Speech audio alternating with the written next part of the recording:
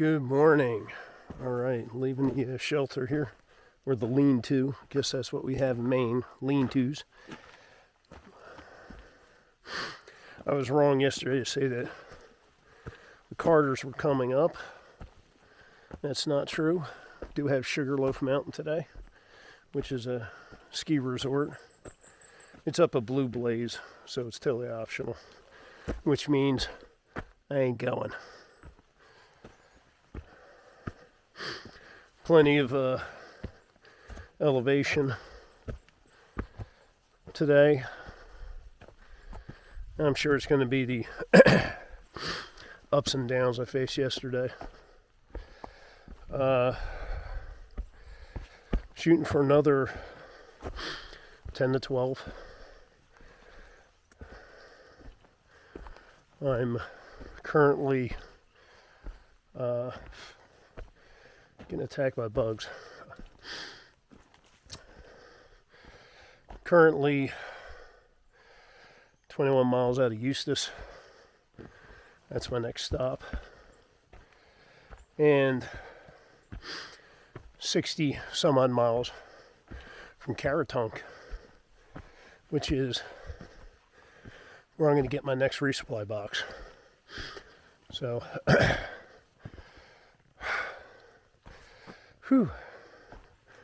I'll contact Mrs. Outdoors today and ask her to send it. Normally, it would take me maybe 4 days to cover that distance. It's probably going to take about 6 days. Whatever. So, I think Caratunk has got, or not Caratunk, Eustis has a couple of places to stay.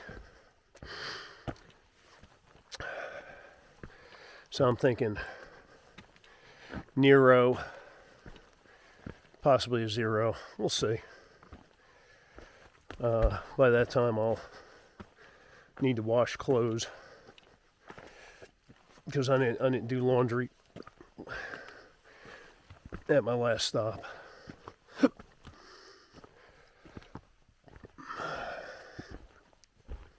And by that time I'll have 2, 3, maybe about 5 days with these clothes.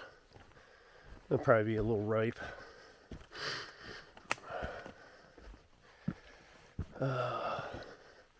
So put out a little post on Instagram about my hat to 4 people that I've been hiking with. And let them know, please keep an eye out while they're going through saddlebacks, either today or tomorrow. And whoever finds it, I'll buy them dinner. And a good dinner, not fast food crap, but a legit dinner. All right.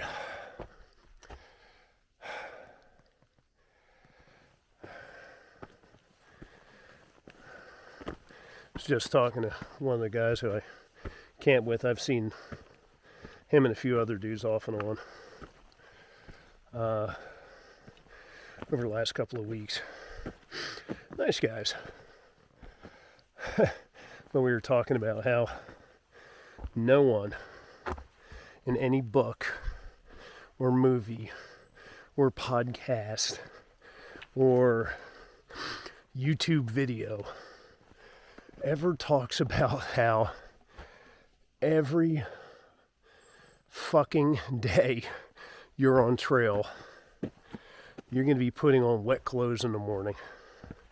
I don't care if you're in Georgia, if you're up here in Maine. Unless you're putting on new clothes that haven't previously been worn, your clothes never dry out. Period.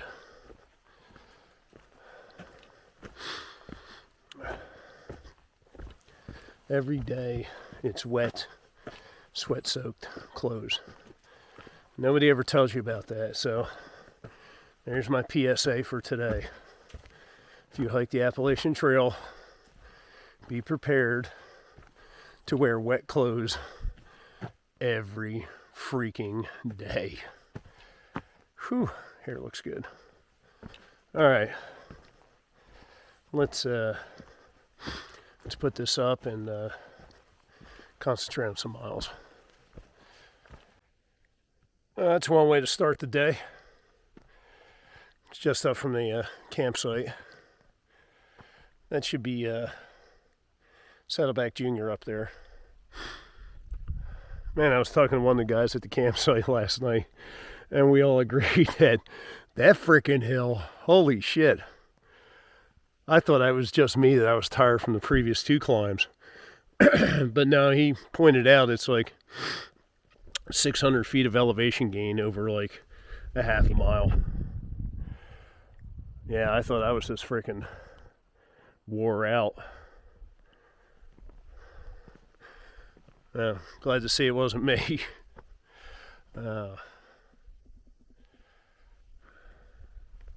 Hey, one other thing I said in a previous video, and a viewer pointed this out, and I totally had screwed up the saying. I said before, fast is smooth, smooth is fast. That's not the actual saying. It's slow is smooth, smooth is fast. And that comes, what we used to tell our jump master course students. Because, you know, there's a timed event in there where, you know, when people try and rush through as fast as they can, they get sloppy. And when they get sloppy, they failed. So that's why we tell them, slow it down, and you'll end up becoming very smooth. And when things are smooth, your speed picks up. And that is definitely true out here going downhill. Which was another discussion from last night, is that we all kind of agreed that, yeah, you can kind of rip it going uphill. Downhill, we all frickin' slow down. This one guy, his one leg, the front of his one leg, from like his ankle up to his knee, all sorts of scabbed up and everything. And that's from trying to rush it going downhill and eating it. And this guy's in his, like, I don't know, young 20s. And even he said, nah, I guess he's learned his lesson. He's like, yeah, I slow it down going down these steep downhills. And we're all kind of in agreement that staying healthy right now is the most important thing. More than anything else, staying healthy. You know, we've kind of rounded the corner on that last lap on the track, and we can all see the finish line. You know, we just don't want to make a stupid mistake between now and Katahdin. That'll take us out. And that group of guys, like I said, they're all, you know, younger 20s. Even they're only doing 10 to 14. You know, it's the terrain. The terrain really won't let you do much more unless, you know, you're just one of those crazy superior athletes, which not a lot of us are out here. Yeah, there are some, but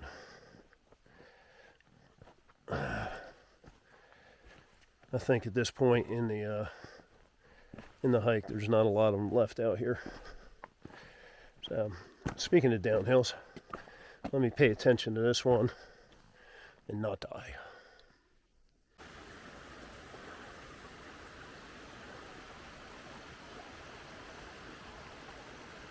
Like the wrecked boat. That's pretty cool. I think we got some rock hopping going on this morning. All right, wish me luck. Okay, first one done for the day. Not incredibly high, but the climb really wasn't too steep at many points. But the climb started miles back. Yeah. So it was several miles of walking uphill. And these the last point 3 had a 460-foot elevation gain. But no scrambling or anything like that, nothing bad. Plenty of water sources along the way. So, we're good. The next little bit should be not too terribly bad. Little downs, little ups. And then we hit Spalding Mountain, and we got to climb to get to the top of that. But we're damn near halfway done. Well, I guess 7 miles to go to where I want to stop. So we're almost at the halfway point for the day. And just a little bit past 11 o'clock.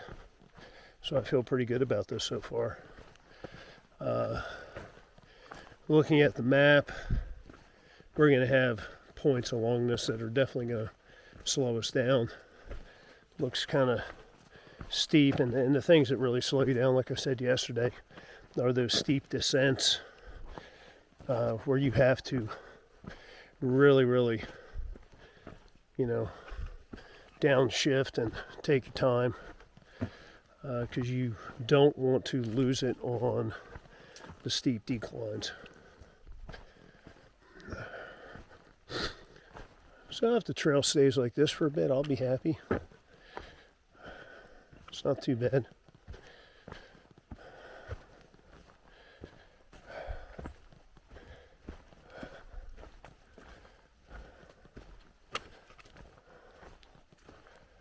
Yeah, feeling pretty good about today so far. So far, so good. Actually, let me check and see if I've got service up here. Just stopped at a shelter, had a good lunch, ate a lot of food, and we're getting ready to move on.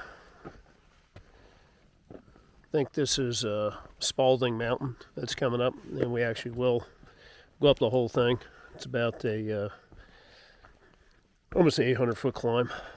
Then after that, we've got Sugarloaf, but we don't go over that. That's a blue blaze to the side, and you already know by now I ain't doing any more blue blazes unless it's something spectacular and a short blue blaze. Then we'll come down off of Sugarloaf. That descent looks a little steep, which means it's going to take a lot of time. But the good news is that we're like halfway done with the mileage for today. And what time is it? It's 1:18. 1:18, we're already done with half the mileage for today. There's a Caribou something road, and there's a campsite before that. So that's where I'm going to hold up. All right, let's get going. I thought we actually went over Spalding, but I zoomed in on Gut Hook, and yeah, it's a blue blaze. Yeah, not going to take it. Good enough. I'm not peak bagging. There's only one more peak I want to bag, and that's Katahdin. Katahdin. That is the crown jewel of this trail.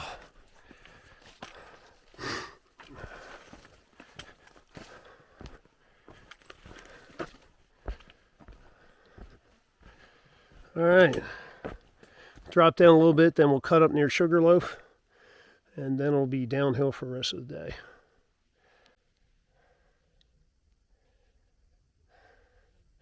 All happened right here back in 1937. Wow. It's pretty cool. Whew. Probably since 1937, New Hampshire hasn't done any trail maintenance. Oh, I said that. Oh, yes, I did. So far in Maine, I've seen 2 crews out working on the trail. That's more than all in New Hampshire.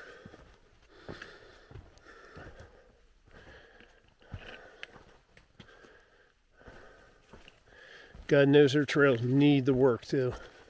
Or I don't know, maybe they need to build trails. That's an idea. All right. Stop being so salty. Okay.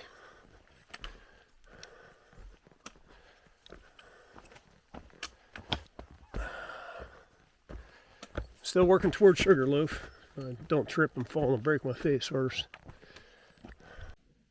That's all I got left. That is it, baby. That is it. 200 miles left.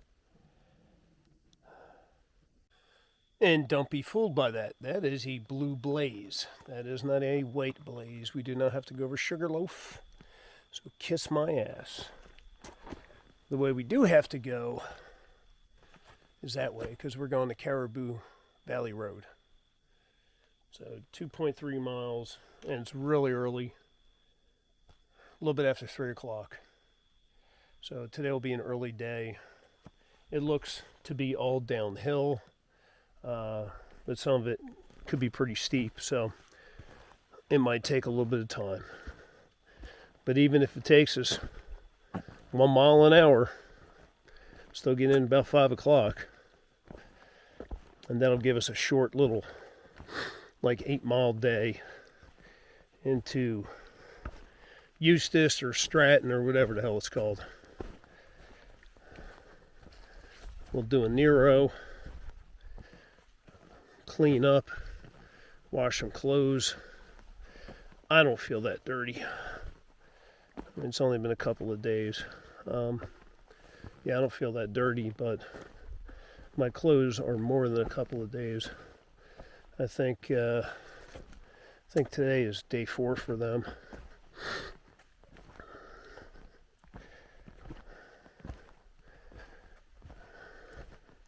So they'll definitely be due a washing tomorrow. What I'll do is throw on some town clothes, some clean stuff that I've got in my bag for the hiking tomorrow. Then I'll wash everything.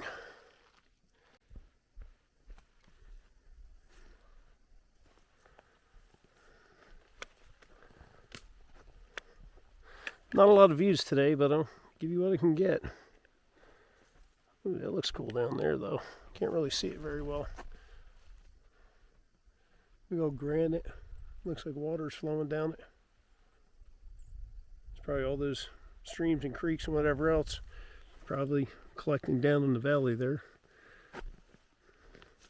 turning into a river. All right, still going downhill.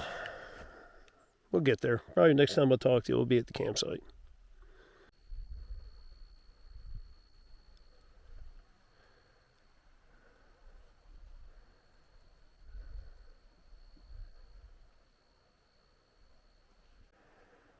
Definitely got a little sporty there for a minute.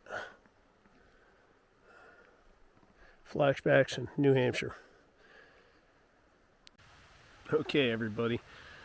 Just stopped here right before Caribou Valley Road, which is this up that hill there a little bit. Let me pull up and see what creek this is. This is the South Branch Carabasset River, right over there. You can hear it. Maybe you can hear it.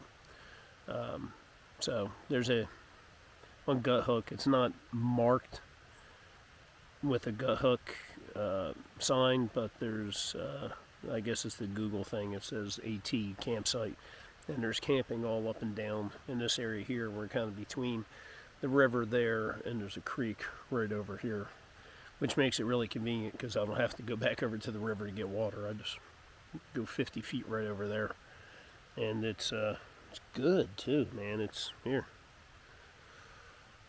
Look at that, nice and clear. Yeah, no tannins or anything. So that took us out to just a little bit over 13 miles today. I'm happy with that. So tomorrow, to get into, I'm just trying to pull it up here, to get to the Route 27, which is what we'll use to take to go into Eustis, Stratton, whatever the hell you want to call it. It's only 8.4 miles. So definitely a Nero tomorrow. I was thinking about doing the hit and run on town, but you know what? Maybe I'll just spend the day there. Get a room, crash out, and, treat myself. Let's see, tomorrow, we've got the Crocker Mountains. Yeah, South Crocker, Crocker Mountain, all that stuff tomorrow. I'm just scrolling through GoHook as I'm talking to you. Yep, and that's the big things. Yeah, that's the big thing for tomorrow's. Got a couple climbs in there for the Crocker Mountains. But after that, looks all nice and cruisy. Actually, coming down from Crocker Mountain doesn't look too bad. Let's see, South Crocker. South Crocker doesn't look too bad. A little bit of a climb going up. Yeah, overall, really doesn't look that bad of a day. Let's see, what's the elevation from here to South Crocker? 1,800 feet. Okay, there's a little bit of a climb. A little bit. That's okay. We'll be fine. So, yeah, climb up that sucker tomorrow. And from South Crocker over the Crocker, there's a little bit of a saddle, and there's a climb involved with that. But after Crocker Mountain, it's all downhill from what I see. I'm sure there'll be some ups and downs in between, but yeah, it looks pretty cruisy. Hopefully it will be that way. And we'll go on into town tomorrow. I'll try and make a phone call. Let's see what we have here. We've got the Stratton White Wolf Inn and Restaurant and the Stratton Motel. Oh boy. Oh well, I'll find a place.